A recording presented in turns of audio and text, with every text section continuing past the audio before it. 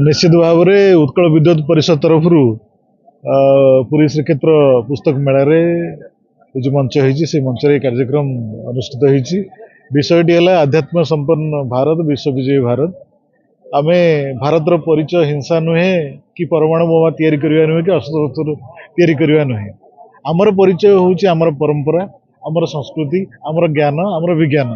तेणु से ही संस्कृति की पुनर्जीवित करी आमे विश्वगुरु हो पारिबा। सारा विश्व को आम मुनि ऋषि माने मार्गदर्शन देइथिले। सारा विश्व रे शांति प्रतिष्ठा करिया पे आमर आप्त वाक्य वसुधैव कुटुंबकम आमे कहू एवं सेही परंपरा को पुनर्जीवित करिया पे उत्कल विद्युत परिषद तरफ ए प्रकार प्रयास एवं जो महार्घ अतिथि माने मंचर थिले से समस्त को निज पानी द्वारा उद्बुद्ध करचंदी। समस्त इच्छा आगामी दिन में विद्यालय स्तर में कार्यक्रम हेले आमर छात्र छात्री माने छोट छोट पिला माने आध्यात्म संपन्न हेबे। तांको भितरे ईश्वर प्रति एवं आमर संस्कृति प्रति परंपरा प्रति तांकर आस्था बढ़िबो एवं निश्चित भाव में से आगामी दिन गोटे भल मनीष होई भारत को बहुत शीर्ष को नेबे। विश्व विजयी भारत एवं आध्यात्म संपन्न भारत निश्चित भाव में आज कार्यक्रम बड़ा सुंदर भाव में कार्यक्रम है ये आवश्यकता अच्छी समाज रे जे यही प्रसंग आलोचना हो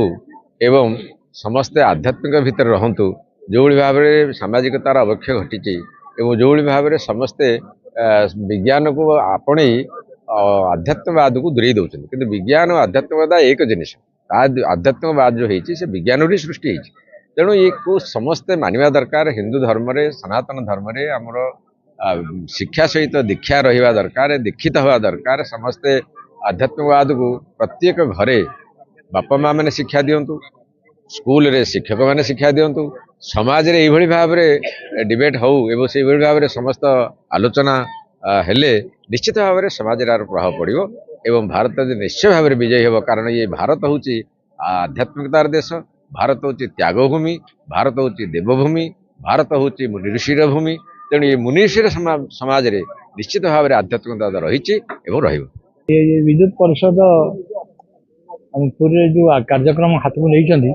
या द्वारा ये सामाजिक अवस्था जमी बर्तमान अवक्षय हो उद्धार पाइबा निहाती एक उपयुक्त पदक्षेप किंतु बर्तमान सामाजिक जीवन अत्यंत उद्वेगपूर्ण भाव में अवक्षय घटुचे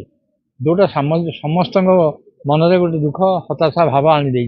तेणु यही कार्यक्रम द्वारा विद्यालय कथा कह मत पचारुच विद्यालय मानक जो स्कूल छात्र छात्री मान शिक्षक मैंने जो प्रकार बाटे पाठ पढ़ापढ़ी करुँचे विद्यालय गले श्रृंखलित भाव में आचरण करने शिक्षा दिहला नैतिक शिक्षा दिहला से सब कथा बर्तमान आ कि शिक्षा व्यवस्था श्रृंखलित ना कि शिक्षा व्यवस्था छात्र छात्री मैंने अत्यंत उच्छृंखल जीवन यापन कले चरित्र गठन होना जहाँफल कि भारत वर्ष तो गोटे ऋषिमुनिर देश देवता मान ही जन्म ग्रहण कर तेणु ये तो आध्यात्मिक देश ही है ये भगवान जन्म होती पृथ्वी कौन सी देश में भगवान जन्म होना ऋषि मुनि माने जन्म होना कौट महाभारत ना कि रामायण ना कि वेद ना कि ना सब ये अच्छी तेणु आज ये अवस्था कहीं लोक विपथगामी होती चरित्रहीन होती एमानकर शिक्षा दीक्षा ठीक भाव कि ना तेना अवक्षयमुखी हो तेणु यार उद्धार पुनरुद्धार एभली कार्यक्रम निहाती आवश्यक।